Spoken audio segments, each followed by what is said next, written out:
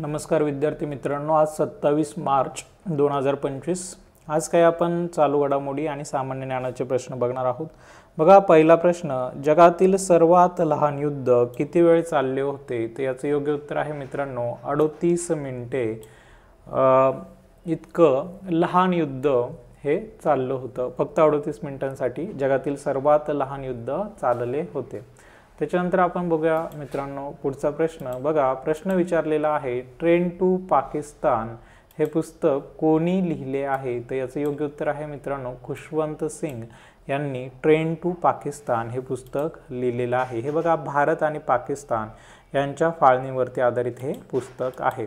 त्यानंतर बघूया पुढचा प्रश्न। बघा, प्रश्न विचारलेला आहे, बाह्य अवकाशात सर्वाधिक वेळ घालवणारी महिला म्हणून सुनीता विल्यम्स यांनी विक्रम केला। या दरम्यान त्यांनी किती वेळा स्पेस वॉक केला?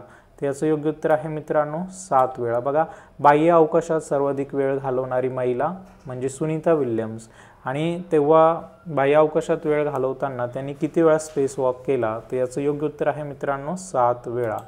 त्यानंतर आपण पुढील प्रश्न बघूया, चोल भाषकांची भाषा कोणती होती? बघा, सामान्य ज्ञानाचा प्रश्न आहे, चोल भाषकांची भाषा कोणती होती? तर याचं योग्य उत्तर आहे मित्रांनो तमिळ भाषा ही चोल भाषकांची भाषा, चोल शासकांची भाषा होती। त्यानंतर पुढील प्रश्न बघा, भारताची पहिली स्वदेशी MRI मशीन कुठे स्थापित केली जाईल?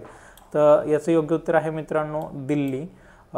दिल्लीमध्ये जे एम्स दिल्ली आहे त्या ठिकाणी भारताची पहिली स्वदेशी MRI मशीन स्थापित केली जाणार आहे। बघा, MRIचा फुल फॉर्म असतो मॅग्नेटिक रिझोनन्स इमेजिंग, आणि CT स्कॅनचा असतो बघा संगणित कम्प्युटर टोमोग्राफी।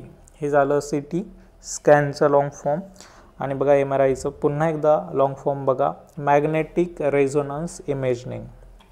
वळूया मित्रांनो पुढच्या प्रश्नाकडे। बघा, पुढचा प्रश्न तुम्हाला विचारलेला आहे की अलीकडेच पहिले राष्ट्रीय सागरी खेळ 2025चे आयोजन कुठे केले जात आहे? तर याचं योग्य उत्तर आहे मित्रांनो मुंबई। बघा, ही राष्ट्रीय सागरी खेळ यांची पहिलीच आवृत्ती असणार आहे।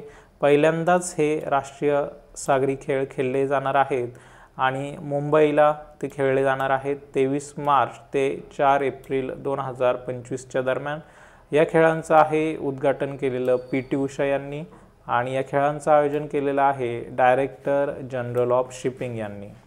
त्याच्यानंतर पुढील प्रश्न आपण बघणार आहोत। बघा, तुम्हाला विचारलेला आहे, अलीकडेच इंग्रजी भाषा श्रेणीमध्ये साहित्य अकादमी अनुवाद पुरस्कार 2024 साठी कोणाची निवड झाली आहे? त्याचं योग्य उत्तर आहे मित्रांनो हजारो ख्वाहिशे ऐसी याची निवड इंग्रजी भाषा श्रेणीमध्ये साहित्य अकादमी अनुवाद पुरस्कार 2024 साठी झालेले आहे। बघा, पुढचा प्रश्न तुम्हाला विचारलेला आहे, अलीकडेच कोणत्या देशाने न्यू डेव्हलपमेंट बँक NDP चे नवीन सदस्य होण्याची घोषणा केली आहे? त्याचं योग्य उत्तर आहे मित्रांनो इंडोनेशिया। इंडोनेशिया या देशाने न्यू डेव्हलपमेंट बँकचं नवीन सदस्य होण्याची घोषणा केलेली आहे। बघा, पुढील प्रश्न जो आहे तो असा आहे की GSMA चा नवा चेअरमॅन म्हणून कोणाची नियुक्ती करण्यात आली आहे? बघा, GSMA म्हणजे global system for mobile communication association. तर याच्या चेअरमॅनपदी कोणाची निवड त्या ठिकाणी नियुक्ती झालेली आहे? तर याचं योग्य उत्तर आहे गोपाल विठ्ठल यांची GSMA चे नवीन चेअरमॅन म्हणून त्या ठिकाणी नियुक्ती झालेली आहे।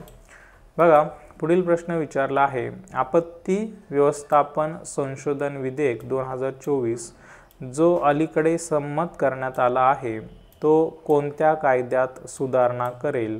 त्याचं योग्य उत्तर आहे आपत्ती व्यवस्थापन अधिनियम 2005 डिझास्टर मॅनेजमेंट ॲक्ट 2005। याच्यामध्ये बघा आपत्ती व्यवस्थापन संशोधन विधेयक 2024 हा बदल करणार आहे किंवा बदल करेल। त्यानंतर पुढील प्रश्न आपल्याला विचारलेला आहे की विश्व रंगमंच दिवस दरवर्षी कधी साजरा केला जातो? कुठल्या दिवशी साजरा केला जातो? तर याचं योग्य उत्तर असेल मित्रांनो 27 मार्च। बघा, 27 मार्चला आपण विश्व रंगमंच दिवस वर्ल्ड थिएटर डे दरवर्षी आपण साजरा करत असतो। त्याच्यानंतर पुढील प्रश्न आपण बघूया। बघा, भारतातील कोणत्या खाजगी अंतराळ कंपनीने जपानच्या ॲस्ट्रोस्केल सोबत अंतराळातील कचरा हटवण्यासाठी करार केला आहे? तर याचं योग्य उत्तर आहे पिक्सल। बघा, पिक्सल ही भारताची खाजगी अंतराळ कंपनी आहे, जिने जपानच्या ॲस्ट्रोस्केल या कंपनीसोबत अंतराळातील कचरा हटवण्यासाठी करार केला आहे। बघा, अंतराळातील कचरा एक गंभीर समस्या आहे, त्याला स्पेस डेब्रिस असं म्हणतात। त्याच्यानंतर आपण पुढील प्रश्न बघूया। 26 मार्चला कोणता देश आपला स्वातंत्र्य दिन साजरा करतो? तर याचं योग्य उत्तर आहे मित्रांनो बांगलादेश। बांगलादेश हा 26 मार्चला आपला स्वातंत्र्य दिन साजरा करत असतो। त्यानंतर पुढील प्रश्न आपल्याला विचारला आहे की 2025 एशियन रेसलिंग चॅम्पियनशिपमध्ये 87 किलोग्रॅम वजनी गटात कांस्य पदक कोणी जिंकले?